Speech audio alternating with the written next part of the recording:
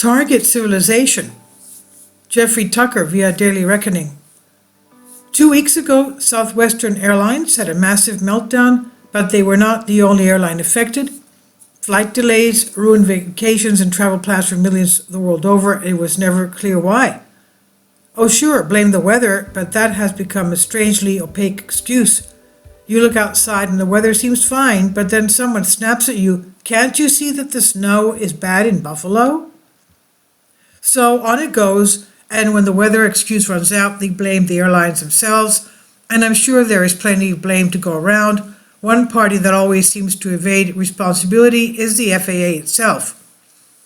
The other morning, the FAA itself grounded all planes in the United States for 3 hours. Why? It was some computer glitch. We still don't get it really. It sure felt like a lockdown. Maybe it was all deliberate to get us used to a system that does not work. Maybe we'll travel less, maybe we'll just give up. Okay, you can call me paranoid, and maybe I'm wrong in my speculations about this incident, but look at the bigger picture, whether it's in forcing electric cars on us or floating the idea of banning gas stoves. The bottom line is that there are people out there who want to control how we live. Burn no more. The latest thing on the chopping block is the gas stove. The Biden administration's Consumer Product Safety Commission has floated the idea of a national ban on them based on some cockamamie study that they cause health and respiratory problems. You say that they can never get away with it? Well, think again. These regulators are unbearably powerful. They have every intention of carrying out their wishes and are enjoying every minute of it, and they have disdain for Congress and scoff at your protests. They believe they alone are in charge and you have nothing to say about it. Think of all the stuff they already wrecked. Look around at your household appliances. Energy use and water restrictions have degraded the washing machine, refrigerator, dishwasher, the shower, the toilet, clothes dryers, steamers and irons, dishwashers, freezers, and so much more. Even the refrigerators are shrinking in size, all in the interest of institutionalizing austerity. The clothes washers no longer use enough water to get things clean. The result is that our clothing is dull and dirty and probably smelly comparing to other generation ago.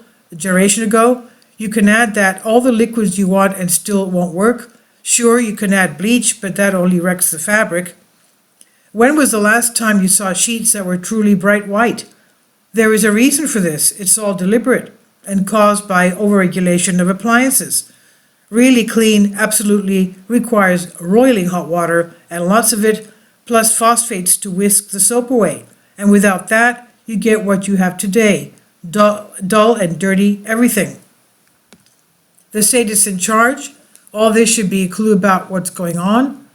There are sadists in charge of the regulatory apparatus. It's not really about saving water and energy. Even if it were, that alone would be objectionable. The whole point of energy and water is to serve the human experience, not to impose privation on the planet. Then there's the attack on the gas-powered car, which allows us to drive long distances even in cold weather and fully control the machine.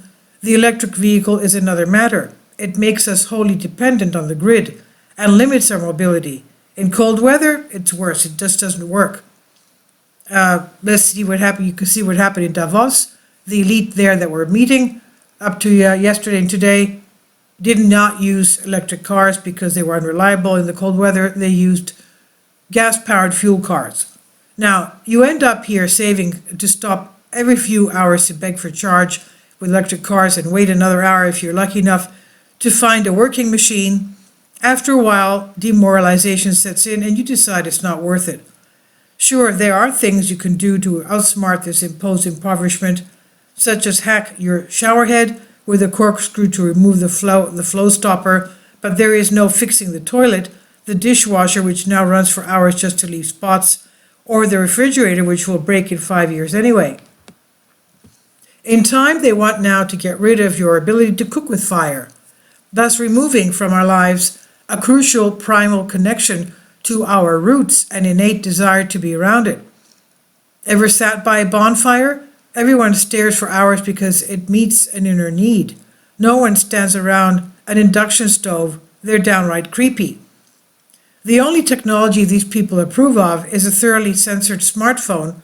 They want everything to work like that, centralized, anodyne, and feeding you nonstop propaganda. So how will we cook our bugs? The very notion that an electric stove is better than a gas one would be disputed by any competent chef in the entire world.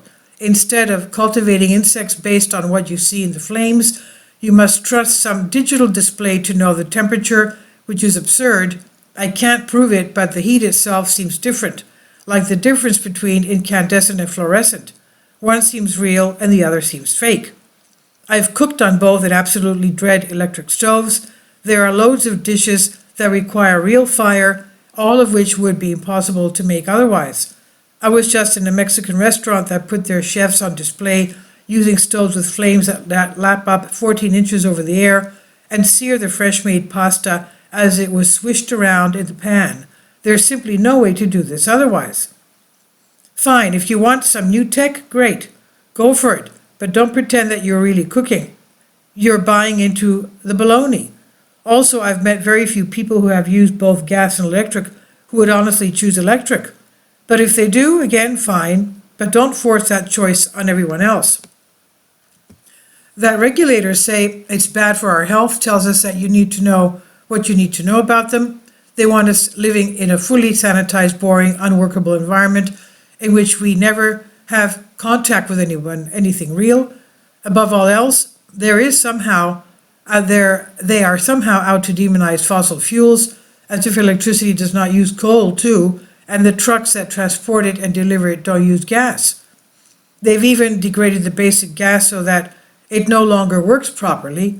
Oh, we should also mention that gas itself, which now includes corn, which is sticky, wrecks engines and causes the gas itself to degrade over time. Burning down the house. Do you see what's happening here? It's all deliberate. All the things we love and that make life grand are being taken away from us. The larger truth here is that this war in civilization has been going on for decades. History is supposed to move forward with ever higher living standards. That progress has stopped.